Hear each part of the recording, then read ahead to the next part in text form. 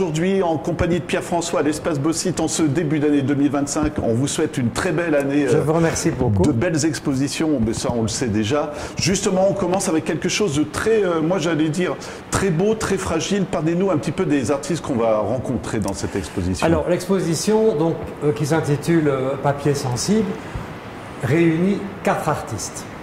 Alors 4 artistes qui ont déjà, pour l'une ou l'autre occasion, fréquenté l'Espace Beausite.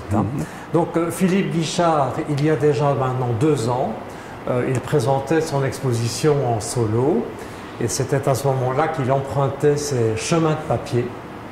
Et puis Geneviève Hench.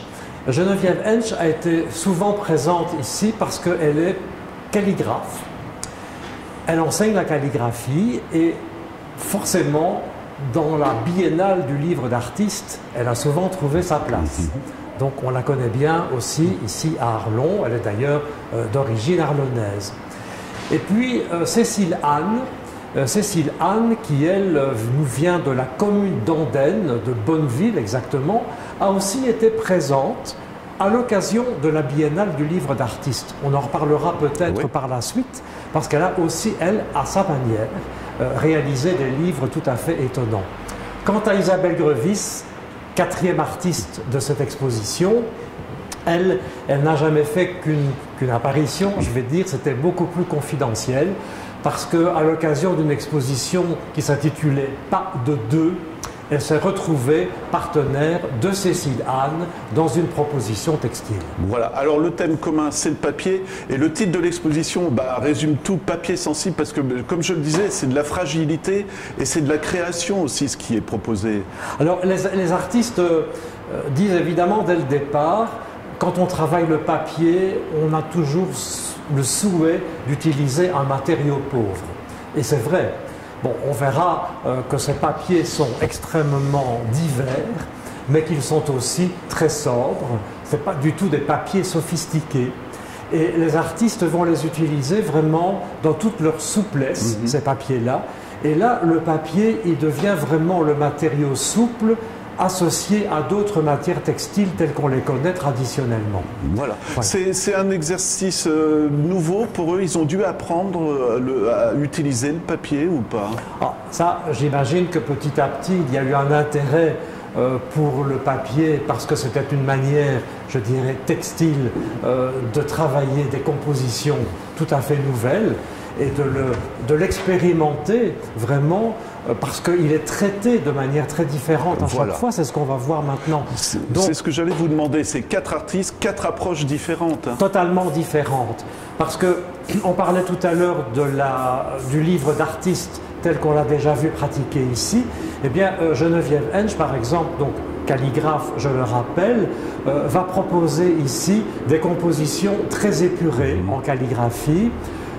Chaque fois, le support est un support bois sur lequel elle revient avec des papiers très particuliers. Par exemple, ces paroles fossiles, elle va les présenter sur un papier chicon, un emballage de chicon.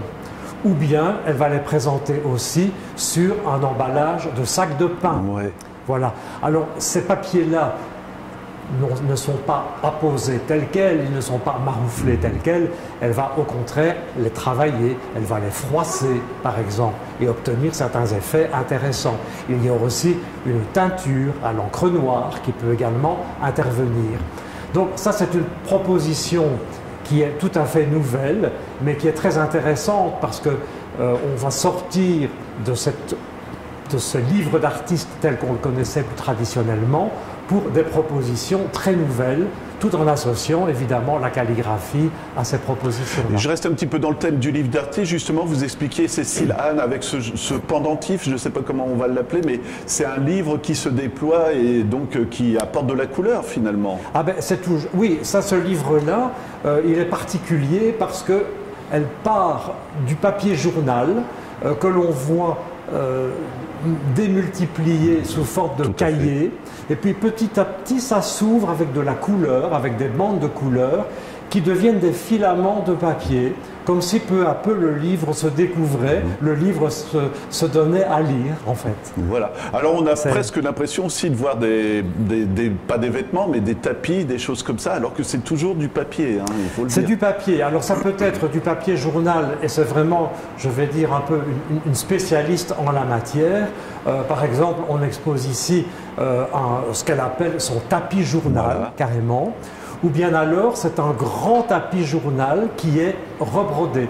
Donc, ça peut être aussi des fils de couleurs qui vont intervenir dans le papier initial et qui vont amener des variations, des vibrations, tout un rythme en couleurs particulier. Et une notion de couture aussi, moi j'en reviens pas, si vous voulez bien parler des confettis, parce que ça m'a fasciné aussi.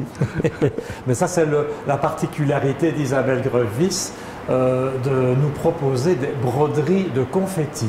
Bon, alors ce sont des petites compositions, enfin quand je dis petites, il y a différents diamètres de ce qu'elle propose, puisque ce sont chaque fois des formes rondes, mais elle a aussi un tricot présenté sous plexi de broderie de confettis. C'est vrai que c'est assez particulier. Et puis là, on se dit, mais quel... Le temps passé, ah, c'est oui, absolument. Mais, oui. Je vous laisse continuer. Ben, je veux dire par là que le temps ne compte plus. Oui. Parce que bien souvent, on me dit, mais combien de temps ont-ils dû passer? Je dis, mais là, le temps n'est plus du tout une mesure particulière à laquelle on est attentif. C'est la réalisation qui compte. C'est arrivé vraiment au bout de ce projet. Et sans doute, est-ce un peu méditatif parfois? C'est ce que j'allais vous dire, parce que notion d'esthétique aussi. Encore une fois, on va parler de l'artiste derrière vous. Je trouve ça magnifique. Les alliances de couleurs, si je ne me trompe pas, il n'y a pas de peinture à porter. Hein. C'est vraiment... Si, là il y a de la peinture. Il y a de la peinture. Donc, Philippe Guichard a vraiment proposé des dégradés de couleurs sur ce que l'on pourrait appeler moi j'appelle ça des architectures de papier, parce que là ce sont de longs filaments de papier qui ont été rigidifiés, qui ont été mis en forme et qui donnent lieu à des constructions, à des structures particulières qui prennent parfois des allures très géométriques et à d'autres moments qui sont beaucoup plus traités en souplesse et qui deviennent plus fluides. Alors il y a des ensembles, comme celui que j'ai derrière moi, et comme ce sont des compositions très ajourées, on peut évidemment jouer avec la lumière. C'est ce que j'allais dire. Et c'est à ce moment-là que on ne se prive pas de quelques belles ombres portées. Vous travaillez beaucoup avec l'artiste, et quand il arrive, que vous décidez de où vous allez mettre ses œuvres, par exemple? Ah oui, il y a une question de mise en place qui va jouer, comme à chaque fois d'ailleurs, et de trouver les correspondances possibles, les voisinages les plus adéquats pour que les œuvres puissent se répondre les unes aux autres.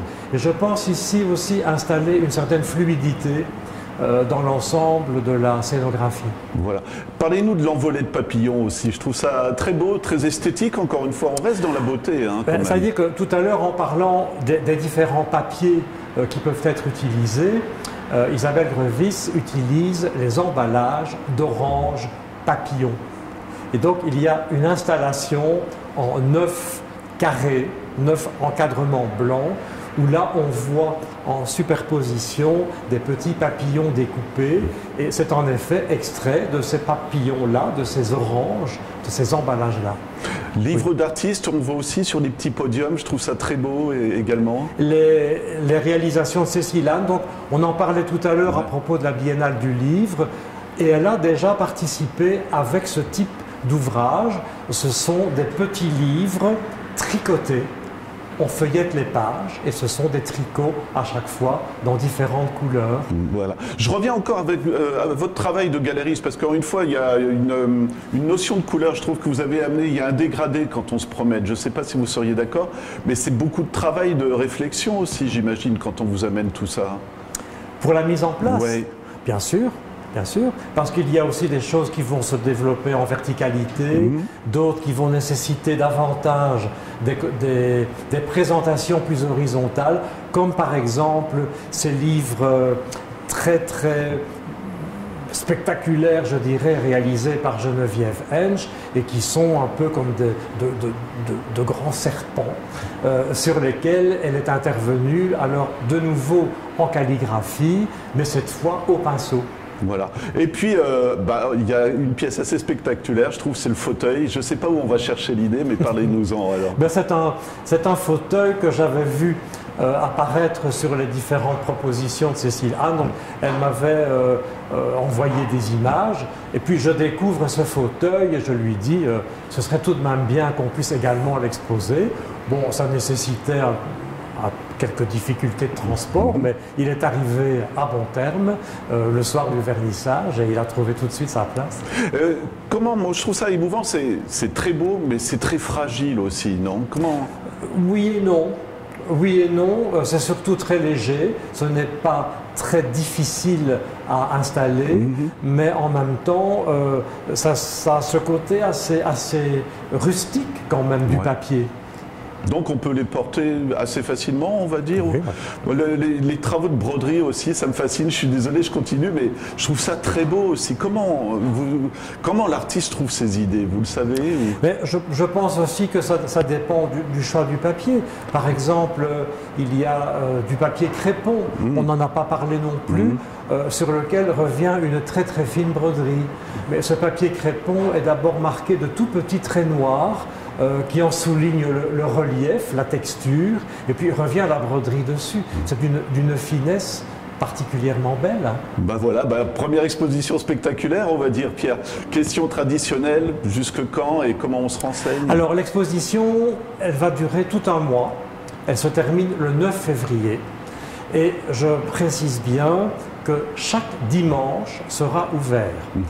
Et puis, on consulte le site pour les heures d'ouverture en semaine. Merci beaucoup, Pierre. Merci.